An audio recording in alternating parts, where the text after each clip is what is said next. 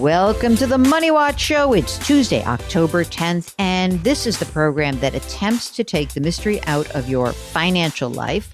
And we do that by asking you to do something for us, which is get in touch with us. Go to JillOnMoney.com, click the Contact Us button, and then a form will appear. When the form appears, you complete it. That's kind of the email that we get. If you'd like to join us live, you check the box. Mark does everything else. While you're on the website, you should check out all of the great content. Mark, I have to remind myself, because we're pre-taping this before I leave, I'm going to send you my recent blog because it is, once again, my favorite week of the year, Estate Planning Awareness Week. And I have some updates to the normal columns that I write about this, just because of the experience of going through settling 2 estates over the last year. It has been quite a learning experience. That's what I can say.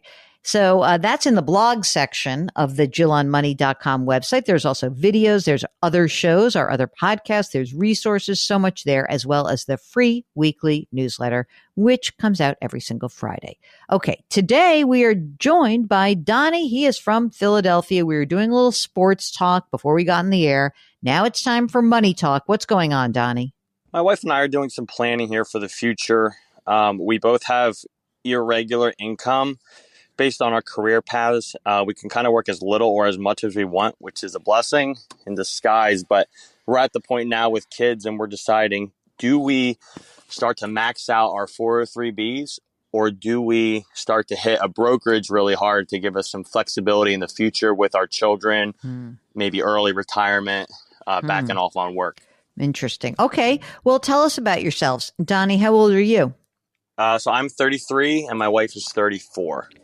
And the kids are how old? We have a 4 and a 5-year-old. How much do you guys make together? Again, I know you can work as much or as little, but in a year where you're not killing yourselves, like a good year, what's the pace of earnings for you guys? I would say about 120, 125. Each or between the two of you? Between the both of us. Combined. Okay, got it. And on that 125, do you make retirement contributions right now? I do. We both put in the match for our Roth 403Bs. We max out both a Roth IRA. We max out a family HSA. That's a lot. And we have like a 401A, kind of like a defined comp plan through the hospital as well. Okay. So when you look at the cash flow after you put all that money away, so 403B, Roth IRA, HSAs, 401A, how's your monthly cash flow? If we work the minimum that we've kind of decided we can work and still maintain, we have about $1,000 to $1,500 left over each month, working the minimum to stay afloat. Wow. Okay. Out of that $1,000 to $1,500 extra a month, when you do have that extra, where is it going currently? So right now, I've just kind of built up a cash position. I actually have it sitting in our money market in our Vanguard account, waiting to either dollar cost average or keep that as a true emergency fund and just crush the 403B and max it out.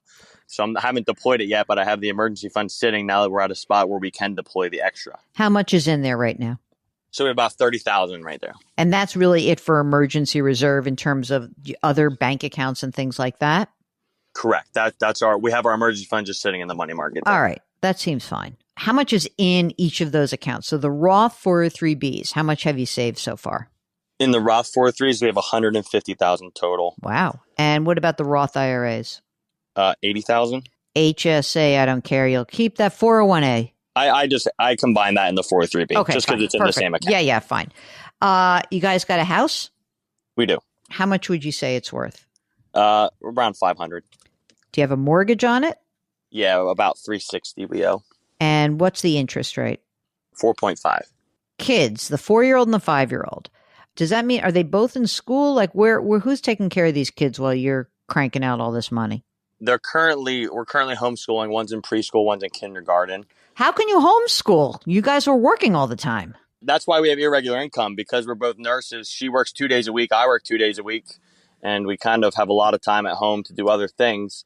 It's kind of the trade-off for sending them to either daycare or if we decide private school, it's kind of the trade-off. Where do you put the money there or work less and save that money? Oof, I'm exhausted. I was just thinking that you never see your wife. We see each other all the time. Okay. All right. So you're homeschooling them now. And do you think that's going to be the game plan going forward or not? We have absolutely zero idea. Okay. We are between homeschool, private school, or public school. We have no idea. I like public school. That seems like an affordable option. Are you really considering private school though? We're considering it, yes. How much would private school cost? It'd be about $7,000 to $8,000 per kid. Well, there goes your $1,000 to $1,500 a month. That's right. Have you already established any college savings for them?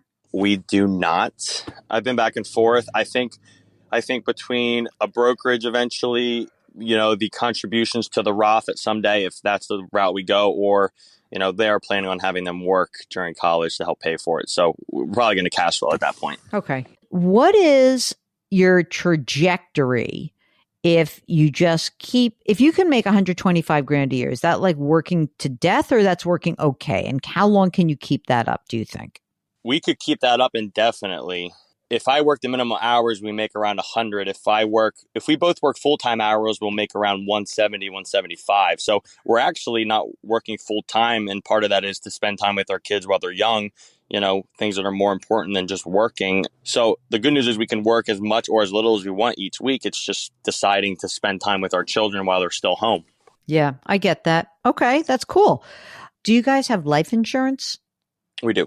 Okay. How much? I have $1 million policy on me, which is a term policy, and she has 500,000 on her.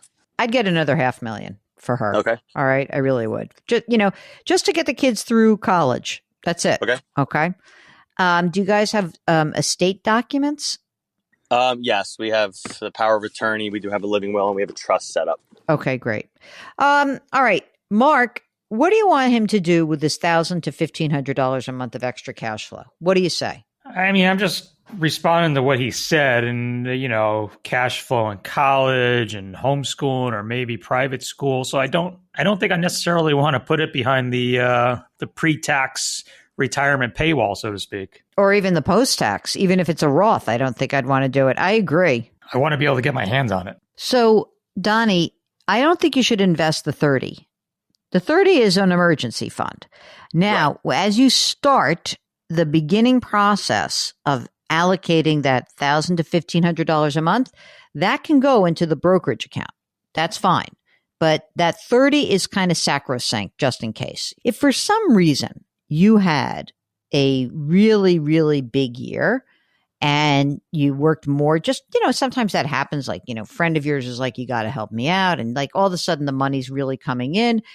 You could do other things. You could start putting more money into the Roth. But I think that at least in this early period, I agree with you. I think that the brokerage account gives you the most options for sure. And I agree that also that I'm not sure I would start going off and funding 529 plans right now. You need this. You might really need this cash. Is it possible that you would homeschool all the way through, like through high school? It's possible. How do you do this? I have to be honest with you. It's just mystifying to me. Sounds like a complete nightmare to me. Total, complete nightmare to us. It's a great question. I mean, I'll be honest, my wife does do a lot of the legwork. It's something we're still trying out, kind of realizing the amount of time at school that kids are doing schoolwork versus just busy work or classes. But we do have a lot of friends and family around us that homeschools, and we have some co-ops that we're involved in. So we're pretty busy with other children doing other things.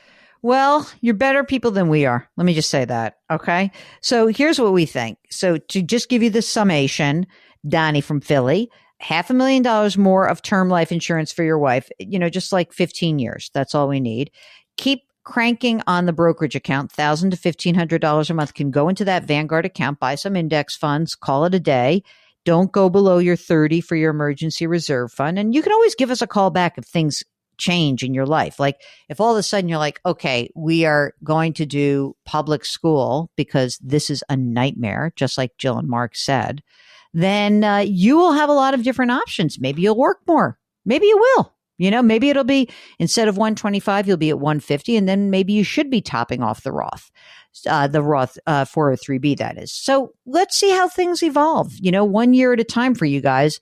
Anything else for us? Nope, I do appreciate all your information. That's great. Oh, great. Well, we appreciate you. And if you, like Donnie, want to be dissuaded from doing something really good for your children and you want to hear about Mark and I saying, why would you do such a thing? Just get in touch with us. Go to JillOnMoney.com, click the contact us button, and don't forget to check out all the great content that lives on the website, including our subscription service called Jill on Money Live. That's where you have access to quarterly live webinars and more bonus content that lives behind the paywall. You should check that out. And it's just $35. So pretty easy, huh? Great. Mark Delarcio is the co-host and executive producer, as well as the king of all things web for Jill on Moneyland. We are distributed by Paramount Global. We drop our episodes every Tuesday and Thursday. Try to do something nice for someone else today. Change your work, change your wealth, change your life. Thank you for listening, and we'll talk to you on Thursday.